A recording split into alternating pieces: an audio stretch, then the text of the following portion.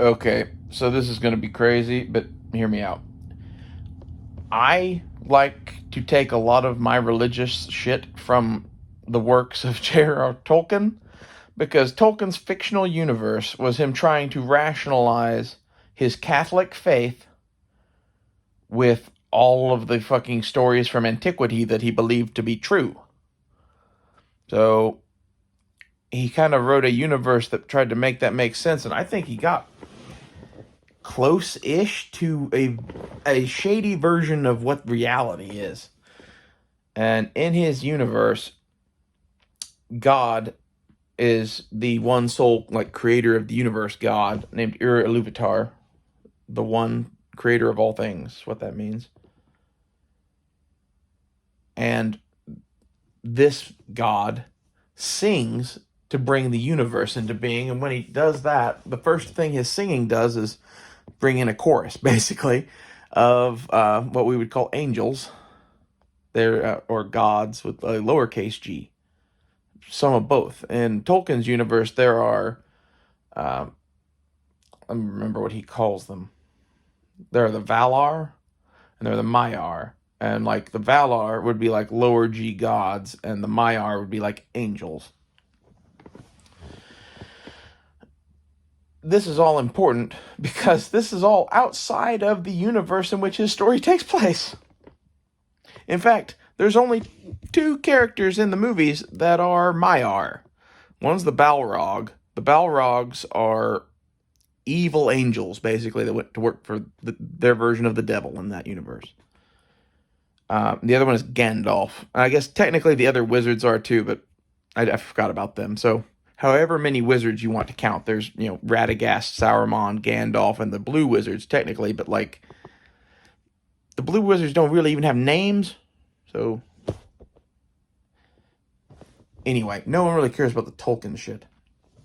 The Tolkien shit brings us to our main point here, though, which is in Tolkien's universe, this God that is outside of the universe has a representative on Earth, I believe. Like, when I say representative, I mean like there is a person in his world that is literally God. It's that mind somehow in the body of a human man with no powers, but all the powers somehow. Like, it's one of those things where like he doesn't know shit just works for him. It just does, kind of a thing. And that, person in the book, I believe, was Tom Bombadil. So this weird character lives out on his own, is kind of a hermit with his wife, and they're these super powerful magical beings that literally Tom Bombadil picks up the one ring, puts it on, and goes, ha! And it doesn't turn him invisible. And this is, the argument for him possibly being God is because there's not too many beings on any of the realities in Tolkien's universe that could have put that ring on and had it not affect them and then laugh.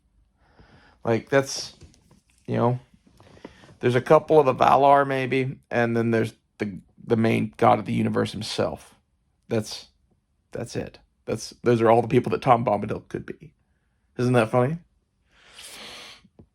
And as a result of this, it makes me wonder if there is not a real Tom Bombadil. Like, if Tolkien's universe is right or whatever. Like, I know this is taking a long stretch or whatever all of this is. But let's presume that it's based on something. Where would Tom Bombadil be? Well, the first thing that occurred to me is Peter Jackson kind of reminds me a little bit of Tom Bombadil. And when Peter Jackson made those Lord of the Rings movies, he took out Tom Bombadil. Yeah, it's a little creepy, isn't it? A little creepy to think that Peter Jackson might be like some sort of fucking incarnate of some spirit that controls the universe or some shit, but it would explain a little bit. It would explain how he made the Lord of the Rings, because that was fucking impossible. But like, I don't know. I just think this would be hilarious. I don't think this is true in any way, shape, or form. But at the same time, it sure is fun to think about, isn't it?